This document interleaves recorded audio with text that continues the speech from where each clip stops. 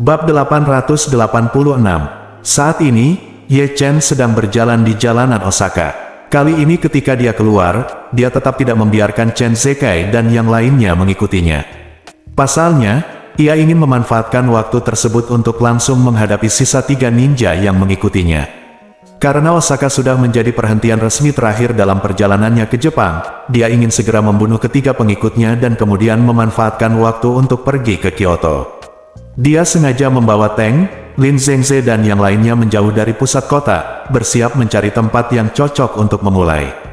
Namun, yang tidak dia duga adalah 3 orang yang diam-diam mengikutinya 2 hingga 300 meter jauhnya tiba-tiba mulai berbalik dan berjalan kembali. Ye Chen diam-diam bertanya-tanya, apa yang terjadi? Mereka berhenti mengikutiku. Apakah mereka memperhatikan sesuatu? Tapi seharusnya tidak begitu. Saya tidak menunjukkan niat untuk menyerang, dan saya bahkan menunjukkan ketidaktahuan sama sekali tentang keberadaan mereka. Mereka tidak punya alasan untuk menyadari sesuatu yang tidak biasa. Apakah karena mereka sedang terburu-buru? Atau Takahashi Machi yang menyerah dan membiarkan mereka mengikutiku? Memikirkan hal ini, Ye Chen menghela nafas, berbalik, dan mulai mengikuti ketiga orang ini. Dia tidak ingin meninggalkan bahaya tersembunyi untuk dirinya sendiri. Bagaimanapun, para ninja ini telah bersamanya begitu lama. Jika dia membiarkan mereka pergi, siapa yang tahu jika mereka akan kembali dan membunuh mereka lagi. Faktanya, siapa yang tahu apakah mereka akan mengikutinya ke Jinling untuk menimbulkan masalah baginya setelah dia meninggalkan Jepang. Jinling memiliki istrinya sendiri, Xiao Churan, yang merupakan kelemahannya, dan tidak ada yang bisa dilakukan untuk membahayakannya. Jadi, hari ini, biarkan saja ketiga orang ini mempertahankan nyawanya. Teng Lin Zhengze tidak pernah menyangka bahwa Ye Chen akan mengikuti mereka secara bergantian. Dia selalu berpikir bahwa Ye Chen seharusnya tidak menyadari keberadaan mereka, jadi sekarang dia membawa kedua adik laki-lakinya dan berlari menuju hotel. Sekarang sudah larut, dan tidak mungkin pergi dari Osaka ke Tokyo dengan Shinkansen atau pesawat, jadi cara terbaik adalah berkendara sepanjang jalan. Jika Anda berkendara cepat, Anda dapat mencapai Tokyo dalam waktu 1 jam. Oleh karena itu, mereka harus kembali ke hotel untuk mengambil mobil, lalu segera berangkat ke Tokyo. Mereka bertiga berjalan tergesa-gesa dan tiba di hotel dengan cepat. Di depan pintu hotel, Teng Lin Zhengze memerintahkan, "Kakak kedua, ikuti saya ke kamarmu untuk mengemas barang-barangmu. Anak ketiga, kamu pergi ke ruang bawah tanah untuk mengambil mobil, lalu menunggu di pintu hotel. Kami akan segera turun menemuimu." Oke, anak ketiga mengangguk, dan ketiga tentara itu dibagi menjadi 2 kelompok. Keduanya naik lift dan naik ke kamar masing-masing untuk sekadar mengemas komputer dan peralatan pemantauan mereka. Yang lain naik lift ke garasi bawah tanah untuk mengambil menaiki mobil. Begitu Teng Lin Zhengze memasuki lift, dia segera menelepon dan melapor ke Takahashi Machi. Begitu telepon masuk, dia segera berkata dengan hormat, "Tuan Takahashi, saya akan berangkat kembali ke Tokyo dalam beberapa menit. Kami berharap tiba lebih dari 4 jam. Selama beberapa jam ini, harap tetap di rumah dan jangan berkeliaran. Mari kita tunggu sampai kita tiba untuk mendiskusikan semuanya." Takahashi Machichi berkata dengan panik, "Teng Lin, saya baru saja meminta seseorang untuk bertanya lagi. Dikatakan bahwa metode pihak lain sangat kejam, bahkan menggunakan gas sarin. Ini benar-benar gila, saya sangat takut pada mereka sekarang. Jika kamu menyerangku, berapa banyak ahli yang masih dimiliki keluarga Teng Linmu di Tokyo? Cepat dan minta mereka semua datang ke rumahku untuk melindungiku." Teng Lin Zhengze buru-buru berkata, "Tuan Takahashi, kami tidak memiliki banyak tenaga kerja yang tersedia di Tokyo sekarang, karena sisa tenaga kerja telah dikirim ke Kyoto dan menatap Ito Nanako. Apakah Anda ingin saya memberitahu mereka untuk kembali juga?" Petik 2. Takahashi Makoto ragu-ragu sejenak, lalu berkata, "Tidak perlu. Tinggalkan mereka di Kyoto. Selama mereka bisa mengendalikan Nanako Ito, saya masih punya modal untuk menengahi Takehiko Ito. Kita tidak bisa menaruh telur di kandang yang sama." Petik 2. Teng Lin Zhengze segera berkata, "Baiklah, kalau begitu kami bertiga akan kembali dulu, dan kami akan memastikan keselamatanmu." Pada saat yang sama, adik laki-laki ketiga Teng Lin Zhengze juga keluar dari lift di lantai 2 bawah tanah dan berlari menuju mobil. Begitu dia membuka kunci pintu mobil dan hendak masuk ke dalam mobil, dia merasakan kekuatan yang kuat tiba-tiba mencengkeram lehernya dari belakang. Segera setelah itu, dia melihat seseorang memegang shuriken di tenggorokannya. Terlebih lagi, dia tahu shuriken ini itu milik adik laki-lakinya Tenlin Qingtian. Dia panik dan berpikir dalam hatinya, mungkinkah orang ini yang membunuh adik laki-lakiku? Dia sangat terkejut dan berseru, "Saudaraku, selamatkan hidupmu. Jangan bunuh aku." Ye Chen berkata dengan dingin, "Jika kamu ingin bertahan hidup, lakukan saja apa yang aku katakan." Dia buru-buru mengangguk dan berkata, "Aku akan mendengarkanmu. Jangan impulsif. Shuriken ini diolesi racun. Sekalipun kulitnya rusak sedikit, itu tidak akan terselamatkan." Saat ini, setelah Tenglin Zhengze dan adik laki-laki keduanya dengan cepat mengemas beberapa barang penting, mereka naik lift ke lobi hotel. Mereka bahkan tidak sempat check out, mereka hanya ingin masuk ke mobil dan kembali ke Tokyo. Namun, ketika mereka keluar, mereka menemukan mobil mereka tidak menunggu di sini. Tenglin Zhengze mengutuk, "Sialan, bajingan ini, anak ketiga, apa yang kamu lakukan?" Telepon dia. Adik laki-laki kedua segera mengeluarkan ponselnya, menelepon, dan mengumpat, "Adik ketiga, apa yang kamu lakukan? Kenapa kamu tidak keluar?" Atas permintaan Ye Chen, anak ketiga berkata, "Kakak kedua, salah satu bannya kempes. Saya kira bannya bocor di suatu tempat. Kempes saat jogging. Saya mau mengganti ban serep. Bagaimana kalau Anda turun dan membantu aku?"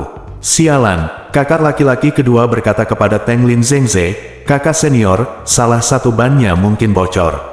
Saya akan membantunya menggantinya." Tenglin Zhengze mengangguk dan berkata, "Kalian berdua, bergerak lebih cepat. Garasi bawah tanah." Anak ketiga, yang lehernya ditekan oleh Ye Chen dengan shuriken, memohon, "Saudaraku, aku memanggilmu sesuai perintahmu, bisakah kamu mengampuni hidupku?"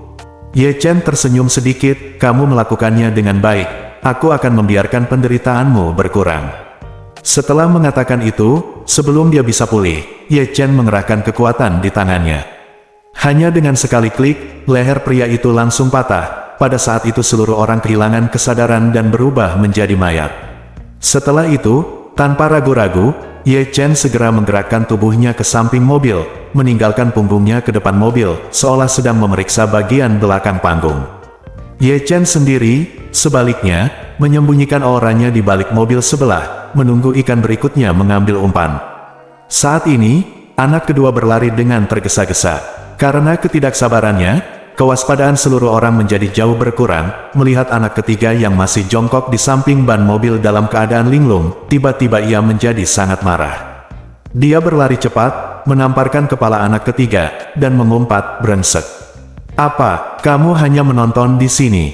Apa kamu tidak tahu cara melepas ban serep dan dongkrak dulu?" Setelah mengatakan itu, saya melihat tubuh Laosan bergoyang karena tamparannya dan jatuh ke tanah. Ketika saudara laki-laki kedua melihat matanya terbuka lebar dan tatapannya tertuju pada wajahnya, dia langsung ketakutan setengah mati. Saat ini, dia menyadari bahwa ketiga saudara laki-laki dan perempuan mereka juga menjadi sasaran. Terlebih lagi, mereka yang mengincar mereka mungkin adalah kelompok yang sama yang membunuh putra keempat, Tenglin Qingtian. Memikirkan hal ini, dia sangat ketakutan sehingga dia melarikan diri. Namun saat dia berbalik, seorang pria tiba-tiba muncul di hadapannya. Bayangan hitam ini mengulurkan tangan dengan kecepatan sangat cepat dan mencekik lehernya. Adik laki-laki kedua Tenglin Zhengze tidak bisa bernapas sesaat. Namun saat ini, dia juga melihat dengan jelas pria di depannya. Bukankah pria ini adalah orang Tionghoa yang diikuti oleh keempat saudara laki-laki dan perempuan saya sepanjang perjalanan dari Tokyo? Saat ini, pikiran anak kedua akan meledak. Dia berseru dengan sangat ngeri, Mungkinkah orang yang membunuh anak keempat dan anak ketiga sama-sama orang Cina?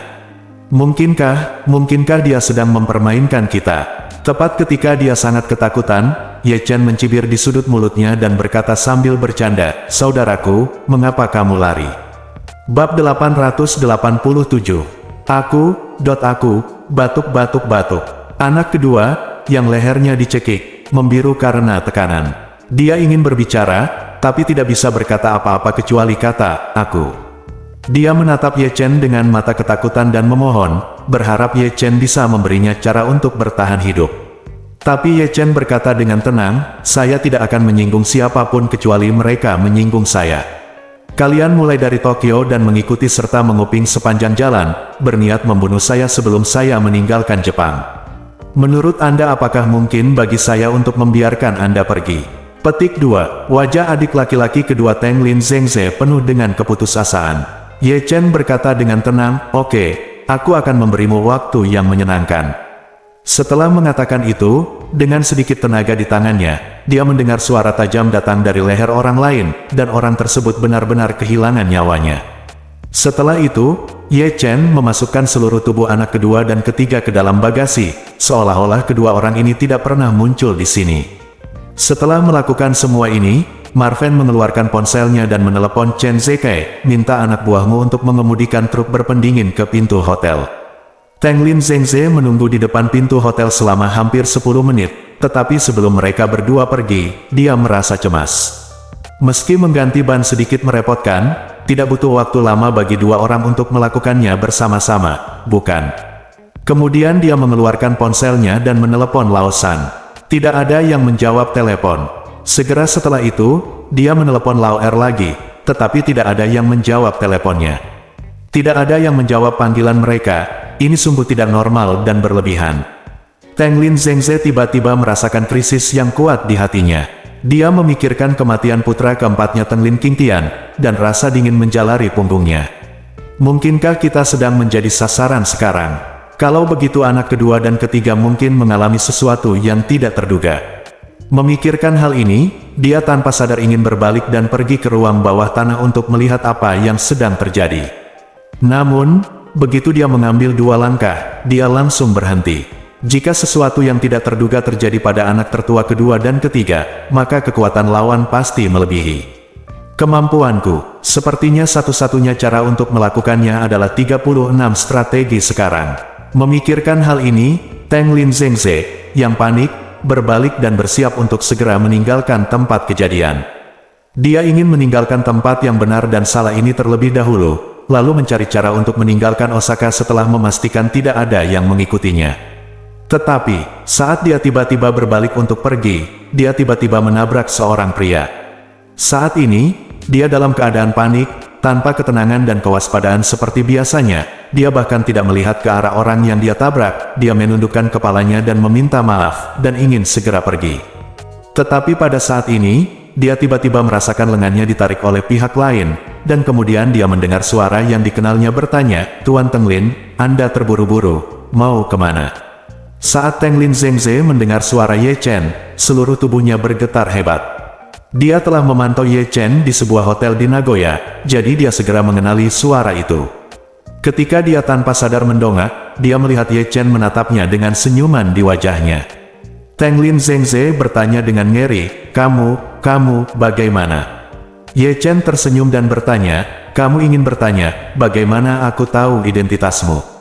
Teng Lin Zhengze menatap Ye Chen dengan mata terbelalak, kamu sudah mengetahui hal ini selama ini. Ye Chen mengangguk dan berkata sambil tersenyum, tentu saja aku tahu.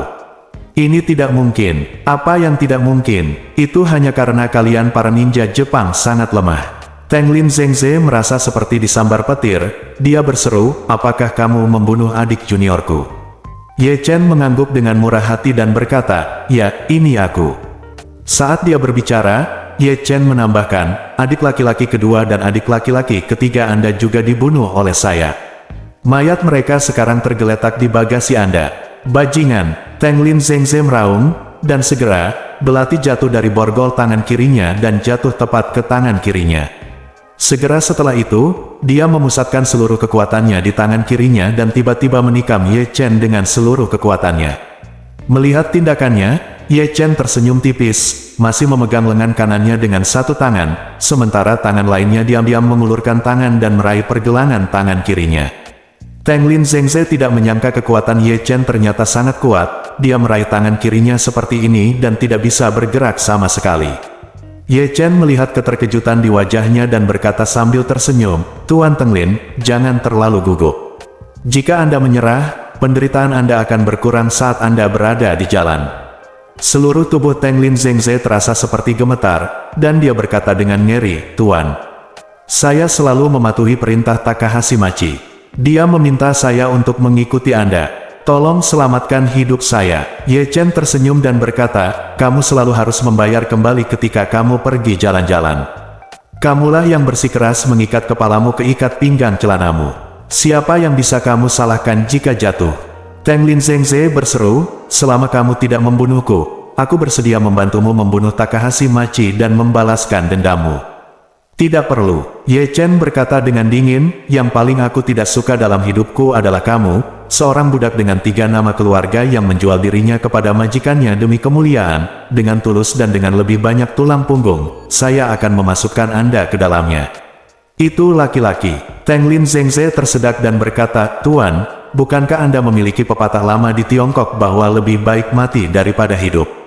Bahkan jika saya seekor anjing bagi Anda, itu lebih buruk daripada mati. Petik 2. Ye Chen tersenyum tenang, kamu tidak layak menjadi anjingku. Setelah mengatakan itu, Ye Chen meremas pembuluh darah di pergelangan tangannya dengan keras, dan menggunakan semburan energi untuk mengikuti meridiannya, menghancurkan semua meridian di tubuhnya. Teng Lin Zhengze merasakan kakinya tiba-tiba melunak, dan kemudian seluruh tubuhnya kehilangan dukungan, seolah-olah semua kekuatan di tubuhnya telah tersedot ke dalam ruang hampa pada saat ini. Dia sangat ketakutan sehingga dia tidak tahu mengapa atau apa yang harus dilakukan, ketika sebuah truk kontainer berpendingin berhenti di pinggir jalan.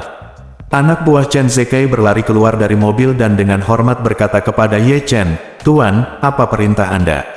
Ye Chen tersenyum tipis, menopang Teng Lin Zhengze yang pincang, dan berkata kepada bawahan Chen Zekai, temanku ini terlalu banyak mabuk. Kamu bisa membawanya ke mobilmu dulu. Dia punya 2 teman. Setelah beberapa saat, aku akan suruh seseorang mengusirnya. Pria itu segera mengangguk penuh pengertian, membawa Teng Lin Zhengze, dan bersiap untuk membawanya ke kompartemen penumpang truk berpendingin. Teng Lin Zhengze ketakutan dan berseru, kemana kamu akan membawaku? Ye Chen tersenyum dan berkata, lihat, seluruh tubuhmu sekarang lembut seperti lumpur.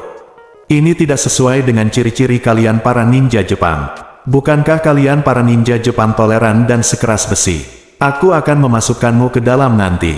Bekukan di dalam mobil selama beberapa jam, dan aku yakin kamu akan mendapatkan kembali kekerasan seorang ninja. Apa, beku? Teng Lin Zhengze memohon dengan putus asa, Tuan, saya mohon, saya benar-benar tidak ingin mati, saya tidak ingin mati. Setelah mengatakan itu, dia tidak bisa menahan diri untuk tidak melihat ke kejauhan, melihat ke arah pejalan kaki di pinggir jalan dan berteriak, tolong, tolong. Namun, detik berikutnya, dia menyadari bahwa dia tidak hanya tidak memiliki kekuatan di tubuhnya, tetapi bahkan suaranya menjadi sangat lemah. Meskipun suaraku serak, aku khawatir tidak ada orang yang berjarak 2 meter yang dapat mendengar gerakan apapun. Pada saat ini, Chen Zekai juga berlari. Dia mendatangi Ye Chen dan buru-buru bertanya, Tuan, apa yang Anda inginkan? Ye Chen menyerahkan kunci mobil kepadanya dan berkata, ada mobil komersial di tempat parkir nomor 094 di ruang bawah tanah, dan ada 2 ninja di bagasi. Keluarkan mobil, dan pergi ke tempat yang aman dengan truk berpendingin.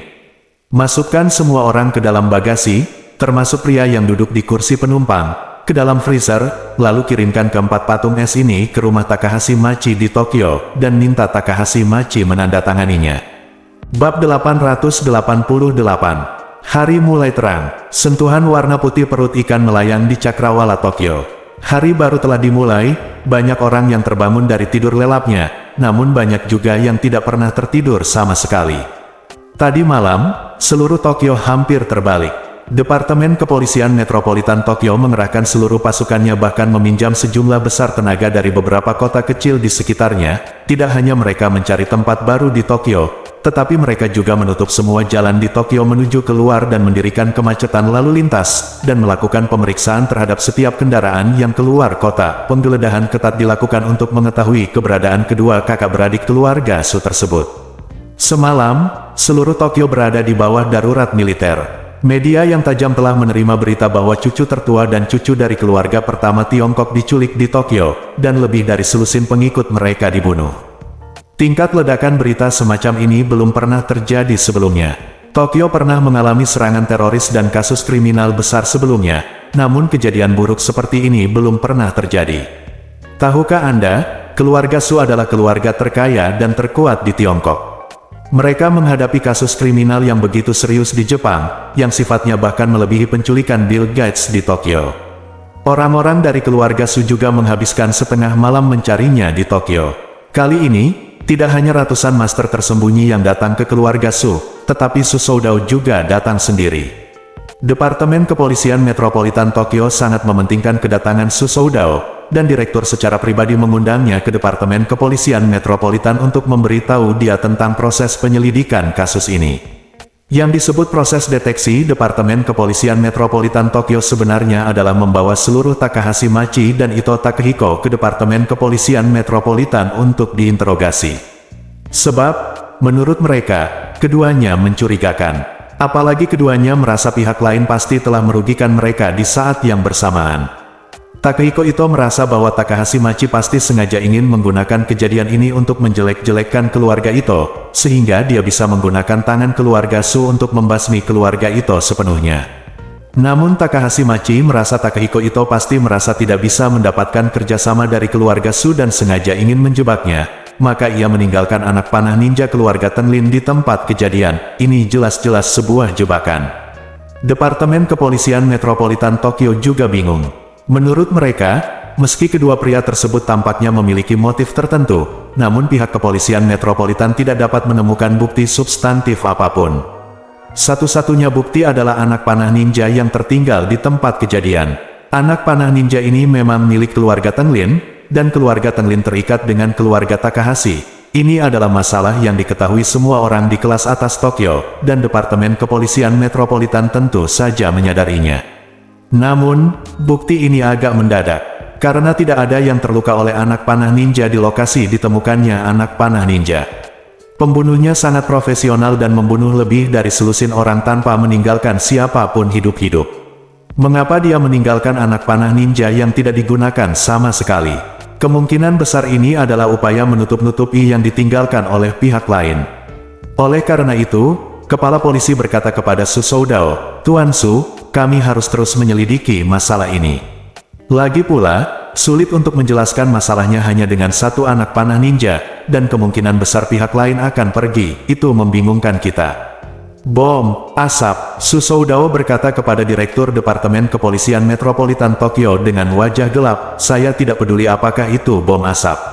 Jika Departemen Kepolisian Metropolitan Tokyo dapat menemukan putra dan putri saya dalam waktu 24 jam dan memastikan keselamatan mereka, masalah ini saya tidak bisa lagi meneruskan masalah ini ke Departemen Kepolisian Metropolitan Tokyo. Tapi jika sudah melebihi 24 jam, atau jika terjadi sesuatu pada putra atau putri saya pasti akan mengumumkan masalah ini ke seluruh dunia. Biarkan Departemen Kepolisian Metropolitan Tokyo Anda didiskreditkan sepenuhnya." Kepala Departemen Kepolisian Metropolitan sebesar ember. Setelah pukul 7 pagi, media akan memberitakan berita tersebut. Saat itu pasti akan menyebar ke seluruh Jepang. Jika saya tidak bisa menyelamatkan siapapun dalam waktu 24 jam, beritanya pasti akan menyebar ke seluruh dunia. Pada saat itu, ini tidak hanya akan menjadi skandal bagi Departemen Kepolisian Metropolitan Tokyo, tetapi bahkan menjadi skandal bagi seluruh Jepang. Jika keamanan publik Jepang begitu buruk dan para pembunuhnya begitu kejam dan berkuasa, orang besar apa yang berani datang ke Tokyo di masa depan? Bukan hanya orang kaya dan pengusaha yang takut datang, politisi dari berbagai negara juga takut datang. Tapi Tokyo adalah ibu kota Jepang. Jika skandal ini menyebar ke seluruh dunia, pasti akan membuat seluruh Jepang berada dalam masalah diplomatik. Jadi, dia langsung bertanya kepada bawahannya, apakah hasil otopsi detailnya sudah keluar. Kepala pemeriksa medis yang bertanggung jawab atas otopsi segera bergegas melapor kepada Kepala Polisi Tokyo dan Su Soudao, "Setelah otopsi kami, ditemukan bahwa selusin pengikut keluarga Su yang meninggal karena keracunan semuanya diracuni oleh gas sarin, dan kami ditemukan bahwa mereka semua meninggal karena keracunan gas sarin cair." Su Soudao mengerutkan kening, "Gas sarin cair, apa maksudmu?" Dokter forensik buru-buru menjelaskan, gas sarin adalah cairan berminyak tidak berwarna pada suhu normal, seperti gliserin. Ketika digunakan dalam perang, ia meledak membentuk aerosol dalam jumlah besar, baik saat bernafas maupun pada kulit. Itu akan terjadi menjadi beracun jika kamu bersentuhan dengannya. Namun kali ini si pembunuh pasti tidak ingin menimbulkan ledakan besar, maka ia menggunakan alat yang mirip dengan jarum suntik, menambahkan sekitar 30 mg gas sarin cair, dan memproyeksikannya ke korban pada jarak tertentu sehingga menimbulkan ledakan. Korban orang mati karena racun. Kepala polisi buru-buru bertanya, apakah itu berarti anak panah ninja itu sebenarnya tidak pernah digunakan? Kanan. Kepala polisi tidak dapat menahan diri untuk tidak bertanya kepada Su Soudao, Tuan Su, menurut Anda apakah orang di balik kejadian ini adalah musuh keluarga Su? Su Soudao berkata dengan wajah pucat, saya tidak peduli musuh siapa itu, saya hanya tahu bahwa putra dan putri saya diculik di Tokyo. Anda harus membawa mereka kembali tanpa terluka. Direktur Departemen Kepolisian sangat tidak berdaya dan segera membuat pengaturan. Pertama, terus intensifkan pencarian dan jangan lepaskan lokasi, kendaraan, atau orang yang mencurigakan. Kedua, bebaskan Takehiko Ito dan Machi Takahashi, lalu simpan saya di bawah pengawasan ketat. Lihatlah setiap gerakan mereka dan lihat apakah Anda dapat menemukan petunjuk. Takahashi Machi di ruang interogasi. Ketika dia mendengar bahwa dia diminta pulang, dia buru-buru bertanya, akhir-akhir ini tidak begitu damai, bisakah Anda mengizinkan saya tinggal di Departemen Kepolisian Metropolitan dulu? Petugas polisi yang menangani kasus ini berkata dengan marah, Anda memperlakukan Departemen Kepolisian Metropolitan Tokyo seperti hotel. Cepat keluar, kalau tidak kami akan datang. Dengan keras, Takahashi Makoto tidak punya pilihan selain segera pulang dari Departemen Kepolisian Metropolitan di bawah pengawalan beberapa pengawal. Dalam perjalanannya, Takahashi Machi selalu gelisah. Dia takut seseorang berencana melawannya, dan Tenglin Zengze serta 3 lainnya belum ada. Jika sesuatu terjadi, dia bahkan mungkin tidak memiliki kemampuan untuk melawan. Jadi, dia segera menelepon Tenglin Zengze. Namun, tidak ada yang menjawab setelah beberapa kali panggilan, yang membuatnya semakin gugup. Apa yang terjadi? Sudah beberapa jam, sudah waktunya kembali ke Tokyo dari Osaka kan? Kenapa aku tidak bisa menelepon? Memikirkan hal ini, dia menjadi kesal, dan menelepon 2 saudara laki-laki junior Tenglin Zengze beberapa kali, tetapi tidak satu pun dari mereka yang dapat tersambung. Saat ini, dia samar-samar merasakan ada sesuatu yang tidak beres. Mungkinkah ketiga Tenglin Zengze, seperti saudara junior keempat mereka, semuanya dibunuh oleh kelompok ninja misterius itu? Pada saat ini, pengurus rumah tangga di rumah menelepon dan berkata dengan tergesa-gesa, Tuan Presiden, baru saja ada orang misterius yang mengatakan dia mengirimi Anda hadiah besar. Takahashi Makoto bertanya dengan ngeri, hadiah besar? Hadiah besar apa? Truk, bab 889. Truknya, apa yang terjadi? Pengurus rumah tangga berkata dengan tergesa-gesa, pihak lain mengemudikan truk ke pintu villa dan mengatakan itu berisi hadiah untukmu. Di mana yang lainnya? Saya mendengarnya melalui interkom bel pintu. Saat saya keluar, orang itu sudah pergi, tapi mobilnya masih ada. Ketika Takahashi Machi mendengar ini, dia sangat ketakutan hingga seluruh tubuhnya gemetar. Siapa yang memberi hadiah di dalam truk? Dan meninggalkan truk di depan rumahnya. Terlebih lagi, ini masih dalam masa sensitif. Ketika dia memikirkan hal ini, dia bertanya dengan gugup, sudahkah kamu membukanya dan melihat apa yang ada di dalamnya? Kepala pelayan berkata, belum, saya pikir saya akan membukanya setelah Anda kembali. Takahashi Machichi berseru, panggil polisi. Hubungi polisi, mungkin ada bom di dalam mobil. Pengurus rumah tangga buru-buru berkata, Presiden, kami telah menguji bahan peledak dan zat beracun dan tidak menemukan sesuatu yang abnormal. Tidak ada yang aneh. Mendengar ini, Takahashi Machichi menghela nafas lega. Dalam keadaan normal, jika ingin menggunakan sesuatu untuk menyakiti orang, hanya ada 2 jenis bom dan racun. Karena tidak ada kelainan setelah pengujian, seharusnya tidak ada masalah. Peralatan yang digunakan di rumah untuk mendeteksi bahan peledak dan bahan beracun sama dengan yang digunakan di bandara dan bea cukai. Keakuratannya sangat tinggi, jika ada bahan serupa, sangat tidak mungkin disembunyikan. Memikirkan hal ini, dia berkata, saya akan kembali dalam beberapa menit, tunggu saya. Setelah menutup telepon, Takahashi Machi tidak bisa menahan diri untuk tidak menggosok pelipisnya, merasa sedikit lelah. Dari kemarin hingga hari ini, Tokyo sangat kacau hingga dia menjadi sedikit gugup. 10 menit kemudian, Takahashi Machi kembali ke vilanya. Perbedaan terbesar antara Jepang dan Tiongkok adalah banyak rumah yang tidak dibangun oleh pengembang melainkan oleh pemilik rumah sendiri. hal ini sangat mirip dengan Tiongkok beberapa dekade lalu, di mana baik orang kaya maupun miskin membeli tanah dan membangun rumah mereka sendiri. Oleh karena itu, di Jepang konsep komunitas, dan apartemen jarang ada. Kediaman Takahashi Machi tidak jauh dari Istana Kekaisaran Jepang, letaknya sangat strategis dan menempati area yang luas. Ketika dia sampai di depan pintu rumahnya, dia melihat sebuah truk berpendingin diparkir di pinggir jalan. Pada saat ini, pengurus rumah tangga berlari dan membukakan pintu mobil untuknya, dan berkata dengan hormat, "Tuan Presiden, ini mobilnya." Pintunya terkunci, mesin tidak dimatikan, dan freezer di belakang masih ada pendinginan. Takahashi Machi menyentuh dagunya dan mau tidak mau mendecakkan bibirnya dan berkata, "Siapa yang mengirim ini? Apakah kamu akan memberiku es krim di tengah musim dingin?" Takahashi Eikichi, yang tangannya diplester, juga ditopang oleh seorang pelayan dan berjalan keluar dari pintu mewah dengan mata mengantuk. Ketika dia melihat Takahashi Machi dan truk berpendingin yang masih berjalan, dia bertanya dengan heran, "Ayah, ada apa?" Takahashi Machi menggelengkan kepalanya dan berkata, "Aku tidak tahu bajingan mana yang mengendarai mobil seperti itu ke sini dan mengatakan itu adalah hadiah untukku." Takahashi Eikichi mengerutkan kening dan bertanya, "Apakah ini truk pengiriman makanan laut? Saya memesan tuna sirip biru kualitas terbaik kemarin dan mengatakan akan dikirim dalam 2 hari ke depan." Pengurus rumah tangga berkata dengan tergesa-gesa, "Tuan, orang yang baru saja mengantarkan barang mengatakan itu adalah hadiah untuk Tuan, bukan untuk Anda." Takahashi Eikichi berkata, "Mungkin ada kesalahan. Di mana pengantarnya? Lari, aneh." Takahashi Eikichi berseru, "Mengapa kamu meninggalkan mobil saat sedang mengantarkan sesuatu?" Takahashi Machi mengerutkan kening, selalu terasa sedikit aneh. Saat ini, pengurus rumah tangga berkata, "Presiden, kami sudah memeriksanya dengan peralatan. Seharusnya tidak ada bahaya. Apakah Anda ingin membuka freezer dan melihatnya?" Takahashi Machi merenung sejenak dan mengangguk sedikit, "Buka dan lihat obat apa yang dijual di labu tersebut." Pengurus rumah tangga segera memerintahkan kedua pelayan itu, "Kalian berdua, buka pintu freezer." Kedua pria itu segera melangkah ke depan dan membuka kunci pintu freezer, satu di kiri dan satu lagi di kanan.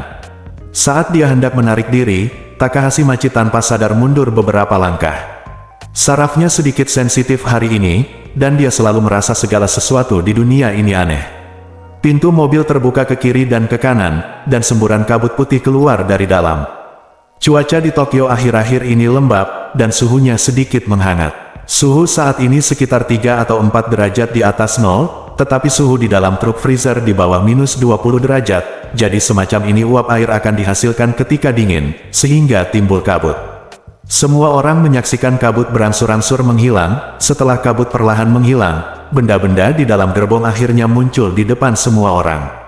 Tapi saat semua orang melihat ke atas, semua orang ketakutan dan berteriak serempak. Di dalam gerbong, ada 4 patung es humanoid yang berdiri rapi. Terlebih lagi, keempat patung es tersebut tidak lain adalah Tenglin Zengze, yang dibekukan menjadi es loli, dan ketiga adik laki-lakinya. Dan bentuk keempat orang ini juga aneh-aneh. Seseorang menelan kakinya sendiri ke belakang dan berdiri di dalam gerbong, tampak seperti ayam emas yang mandiri. Ini adalah Tenglin Qingtian yang pertama dibunuh oleh Ye Chen. Ada 2 orang lagi yang berdiri sambil merangkul bahu masing-masing, yaitu anak kedua dan ketiga.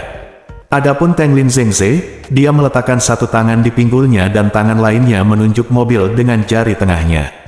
Bentuk keempat orang ini, kecuali wujud Tenglin Qingtian saat meninggal, 3 lainnya dibuat oleh anak buah Chen Zekai sebagai model plastik setelah dibekukan dengan keras. Untuk menstabilkan bentuknya, dia menuangkan air ke beberapa orang. Setelah air membeku menjadi es, bentuknya diperkuat sepenuhnya. Baru pada saat itulah pemandangan yang sangat aneh ini muncul di depan semua orang.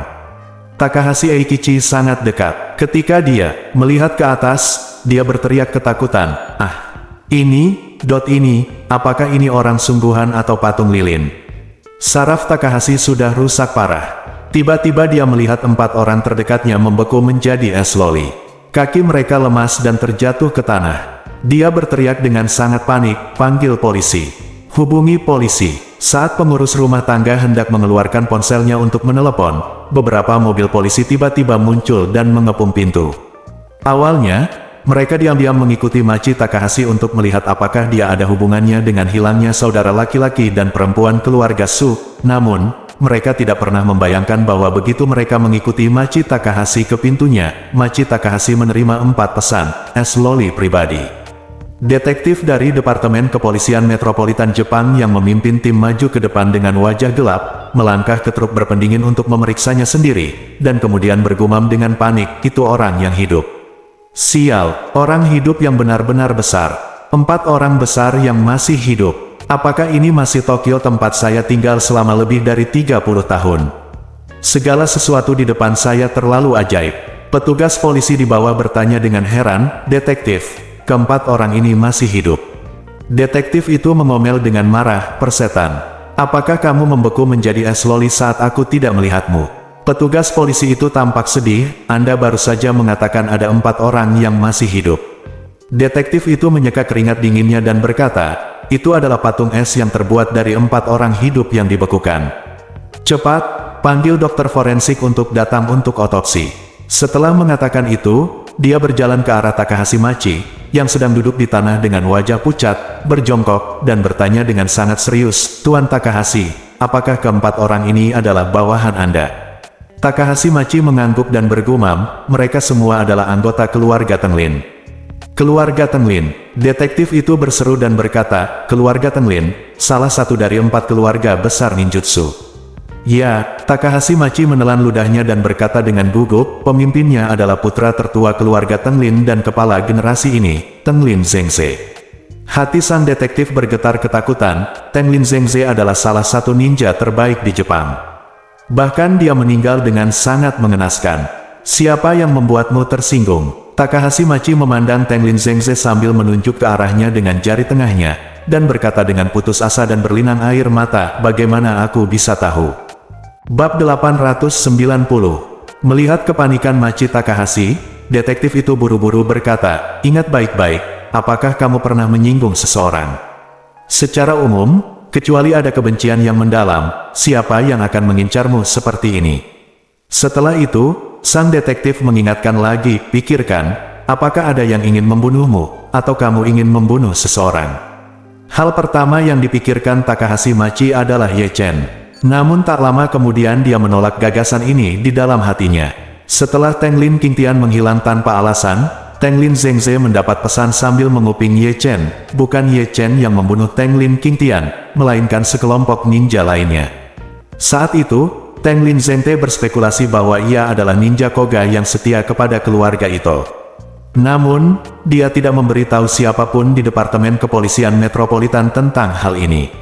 Sebab, ia merasa tidak ada gunanya memberitahu Polda Metro Jaya, karena tidak ada bukti langsung terkait hal tersebut, dan semuanya hanya spekulasi yang dibuat oleh Tenglin Zengze semasa hidupnya. Menurut saya sendiri, mungkin keluarga itu yang berada di baliknya, tapi menurut polisi, pihak lain mungkin adalah ninja Koga, tapi bisa juga ninja Iga, ninja Saga, atau ninja rendahan lainnya, keluarga. Bagaimanapun, ninja Jepang memiliki sejarah panjang dan banyak sekte. Sama seperti seni bela diri Tiongkok, seni bela diri Tiongkok memiliki berbagai jenis dan sekte sejak zaman kuno, dan ada banyak sekali sekte yang dapat disebutkan namanya.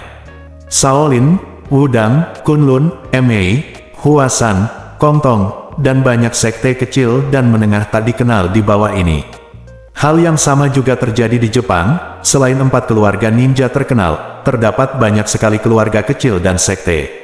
Oleh karena itu, dia memutuskan untuk tidak membiarkan Departemen Kepolisian Metropolitan Tokyo terlibat dan membalas dendam pada Takehiko Ito sendiri. Segera, forensik tiba di tempat kejadian. Mereka mengangkut ke-4 jenazah keras itu kembali ke Departemen Forensik Departemen Kepolisian Metropolitan. Setidaknya jenazah tersebut harus dicairkan seluruhnya sebelum dapat dibedah. Pada saat yang sama, berita kematian misterius 4 orang, Tenglin Zengze, juga dilaporkan ke manajemen puncak Departemen Kepolisian Metropolitan, menyebabkan seluruh Departemen Kepolisian Metropolitan terkejut. Kepala polisi akan runtuh. Penculikan Su Zifei dan Su Ziyu masih belum diketahui, namun kejadian sebesar itu tiba-tiba terjadi. 4 ninja kuat terbunuh, ini seperti gelombang kerusuhan. Tokyo tiba-tiba berubah dari kota internasional yang modis menjadi kota dosa yang aneh. Namun, saat Departemen Kepolisian Metropolitan Tokyo sedang berjuang dan menggali jauh di Tokyo. Suzy Fei dan Suzy Yu, saudara laki-laki dan perempuan, diam-diam telah dikirim ke Kyoto yang jaraknya ratusan kilometer. Menurut rencana Ryoto Matsumoto, dia ingin anak-anak keluarga Su mati di rumah Takehiko Ito. Ketika saatnya tiba, keluarga Ito tidak akan bisa berkata-kata. Namun, Takehiko Ito bukanlah seorang pengecut dan juga sangat kuat. Ketika dia mengetahui bahwa dia telah dijebak, dia pasti akan mengira bahwa orang di balik layar adalah Takahashi Machi. Dalam hal ini, Takehiko Ito pasti akan bertarung sampai mati dengan Machi Takahashi. Tidak butuh waktu lama hingga dua keluarga teratas Jepang itu rusak parah atau bahkan hilang sama sekali. Pada saat itu, keluarga Matsumoto dapat memperoleh semua manfaatnya, dan kemudian, sebagai satu-satunya kolaborator opsional dari keluarga Su, bekerja sama dengan keluarga Su untuk lebih meningkatkan kekuatan mereka sendiri. Ye Chen bangun pagi-pagi sekali hari ini. Perangkat lunak ramalan cuaca memunculkan pengingat bahwa mulai sore ini dan berlanjut hingga malam hari, akan terjadi hujan salju lebat di Kyoto dan Osaka. Dia pertama kali pergi ke jalur produksi Xiaolin Pharmaceutical bersama Wei Liang. Pada sore hari, dia meminta mobil kepada Chen Zekai dan berencana untuk pergi ke Kyoto sendirian. Chen Zekai tidak tahu kemana dia ingin mobilnya pergi. Melihat salju mulai turun, dan semakin lebat, dia buru-buru mengingatkannya, "Tuan, ada badai salju lebat hari ini. Terlalu berbahaya mengemudi dalam cuaca seperti ini. Jika tidak ada hal penting yang harus dilakukan, lebih baik jangan keluar." Ye Chen melambaikan tangannya, "Tidak apa-apa, jangan khawatir, ada beberapa urusan pribadi yang harus aku urus. Aku akan kembali setelah selesai." Chen Zekai bertanya, "Apakah Anda di Osaka? Apakah Anda ingin saya mengatur seseorang untuk mengantar Anda?" "Tidak perlu." Ye Chen tidak mengatakan kemana dia pergi, dan dia tidak mau. Dia tidak tahu kenapa, tapi dia terus memikirkan Nanako Ito di benaknya. Mungkin karena simpati pada gadis itu, atau karena kekaguman, atau karena emosi lain. Ye Chen tidak bisa memahaminya dan tidak ingin pergi, berpikirlah. Sekarang, dia hanya ingin pergi ke Kyoto untuk melihat Ito Nanako dengan matanya sendiri dan melihat luka-lukanya. Tidak peduli apa, setelah lukanya sembuh, dia bisa kembali dengan pikiran tenang. Chen Zekai melihat bahwa Ye Chen tidak mau mengungkapkan keberadaannya, jadi dia tidak memaksa. Dia hanya menyuruhnya mengemudi dengan hati-hati. Jika salju terlalu lebat, tunggu sampai salju berhenti sebelum mengemudi.